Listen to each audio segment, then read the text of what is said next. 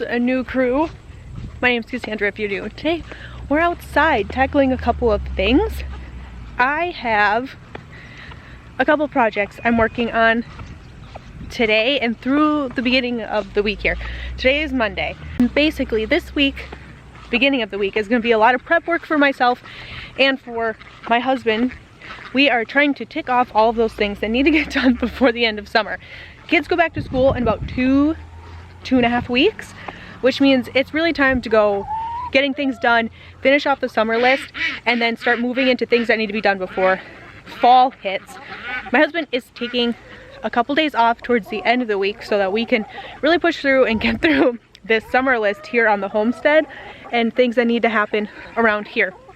So the first thing I'm going to do is my husband got a couple of really big buckets. They're basically just trash cans. We are going to put them in the chicken coop since the kids have kind of taken over the chickens and the ducks. Feed bags are everywhere. There's like scratch grain and stuff. It needs a little bit of help. So we're gonna put these in the chicken coop today. One for trash, one for scratch grain, one for crumble.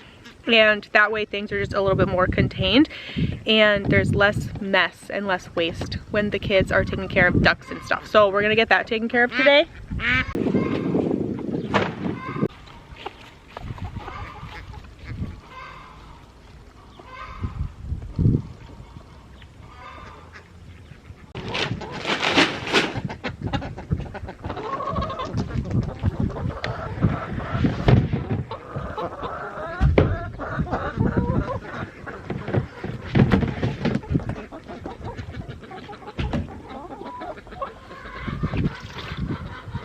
To go up to the farm stand, my husband ordered 10 dozen ears of corn, and we've never canned corn before. We've frozen it a handful of seasons now, so we're going to can some corn.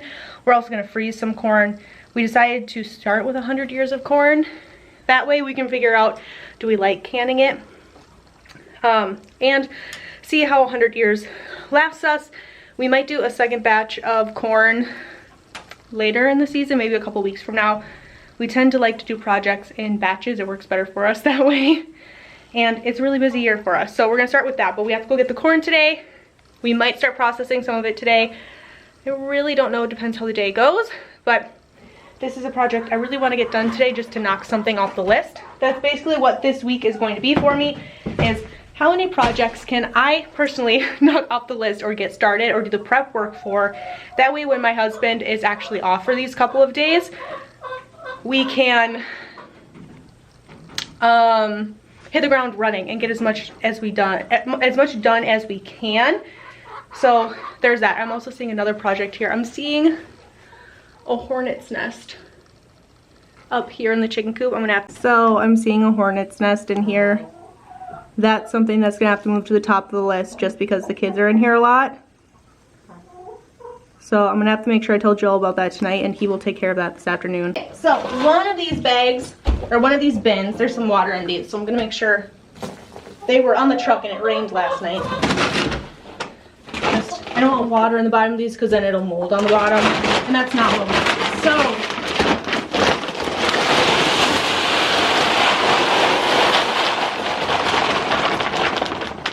there's that. This one will be for trash.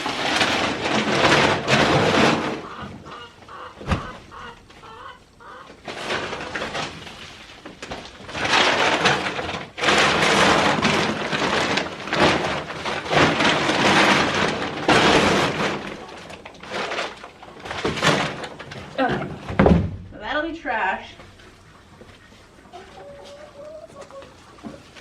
This is the part that gets kind of dangerous for the chickens and for the ducks, are the tops of these feed bags with the strings that the kids have left on the ground, because the strings get wrapped up in the chicken's feet or in the duck's feet, and then they've got this huge string. They kind of like hog tie themselves.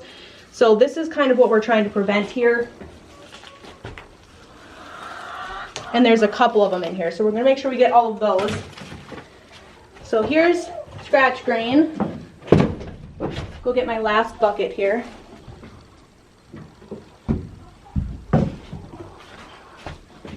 And and this will be for crumble.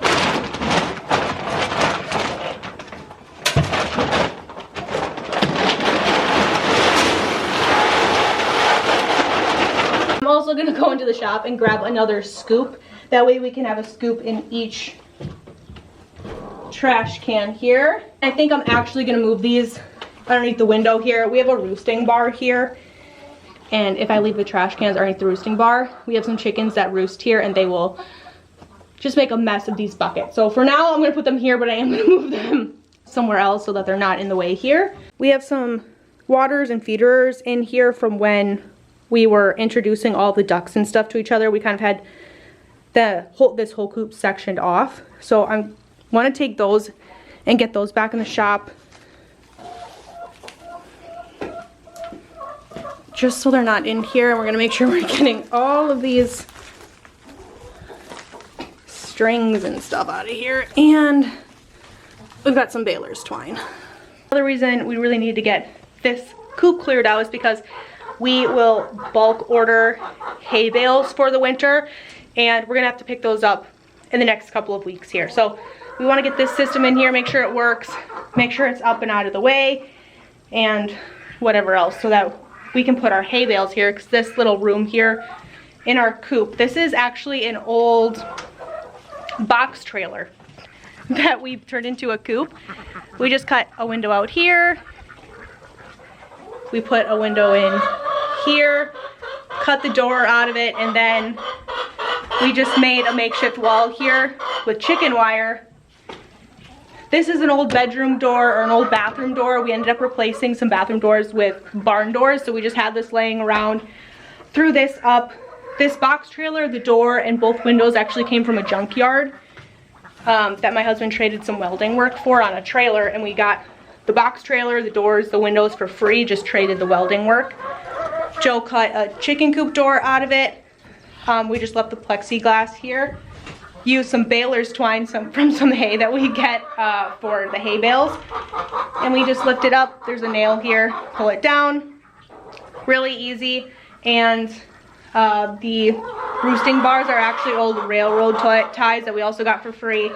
And then my father-in-law gave us the nesting boxes just because he's done raising chickens. So he gave that to us.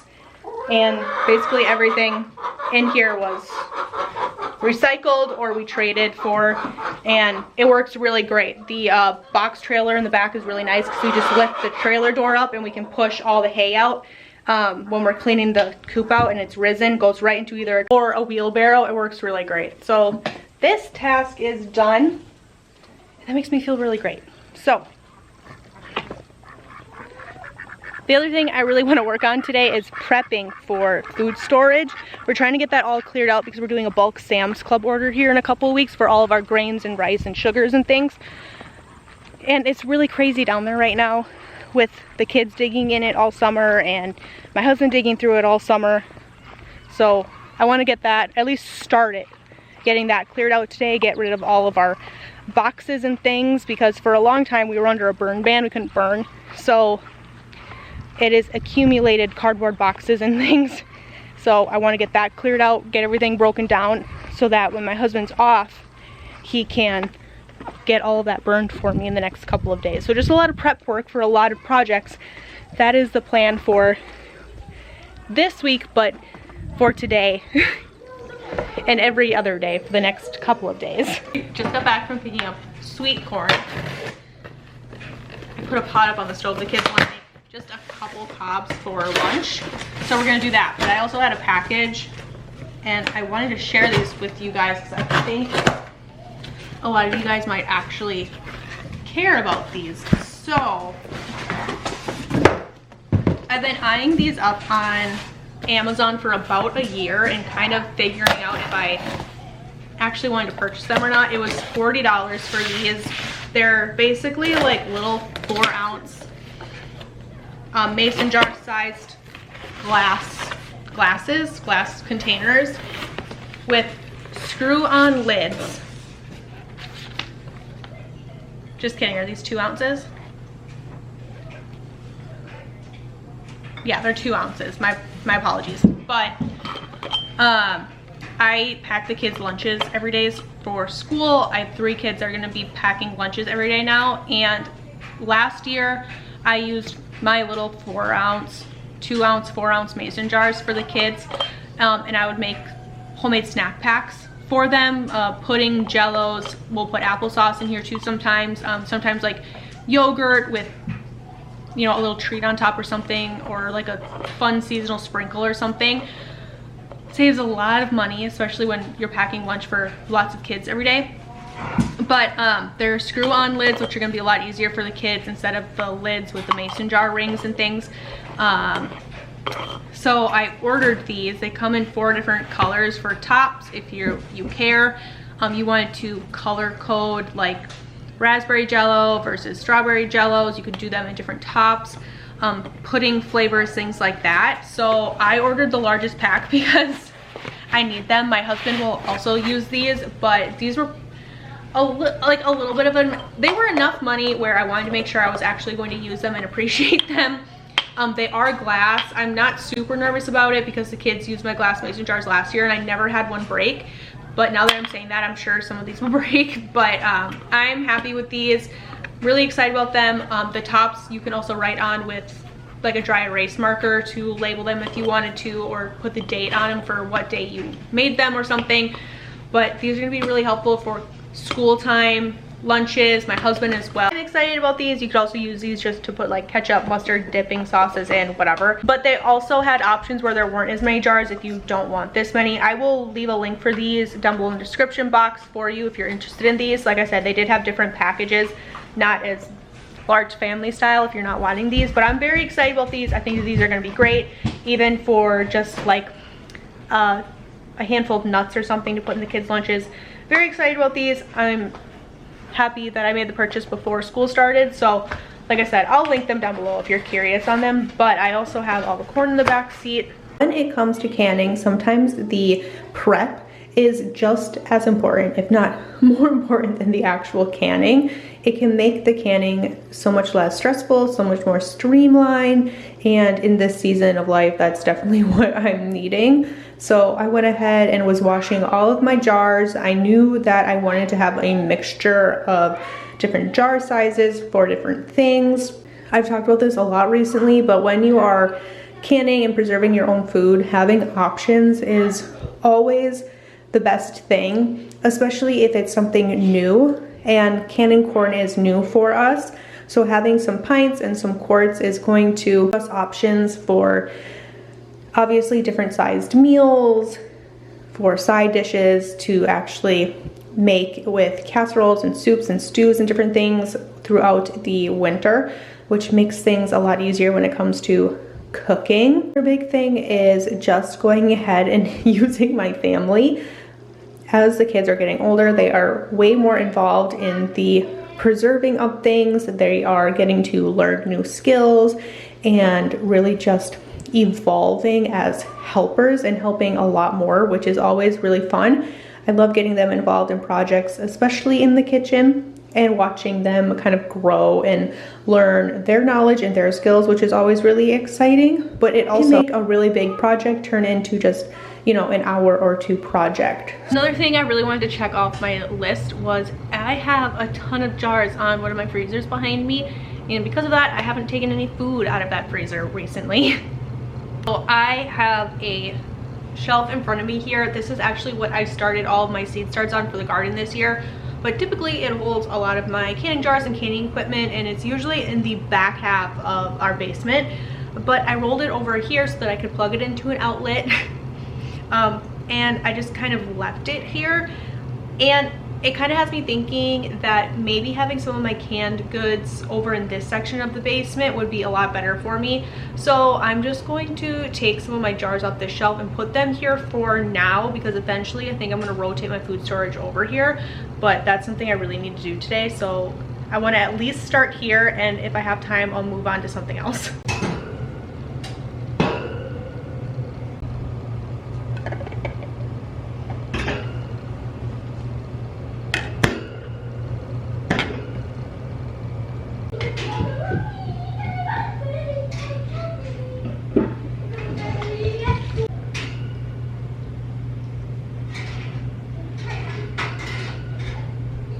So Joe came home from work and him and some of the kids went outside and started shucking all of the corn, where me and one child ended up washing more jars, getting things prepped, washing all of our canning equipment, our funnels, and all of that stuff so that we could go ahead and streamline this process. So it was definitely a divide and conquer situation.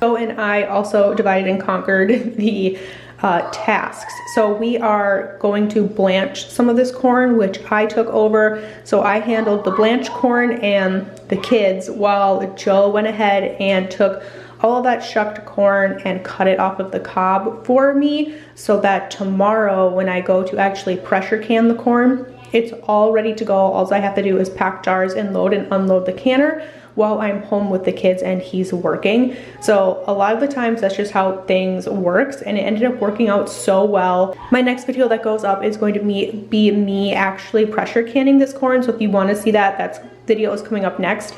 But this whole day just streamlined that process so much and made what could have been a very stressful and overwhelming day so easy and actually really relaxed. And that made the world of difference for me. I'm so excited to use this corn this winter. All of this is going to be so worth it when the corn is absolutely delicious all winter long and feels and tastes really fresh.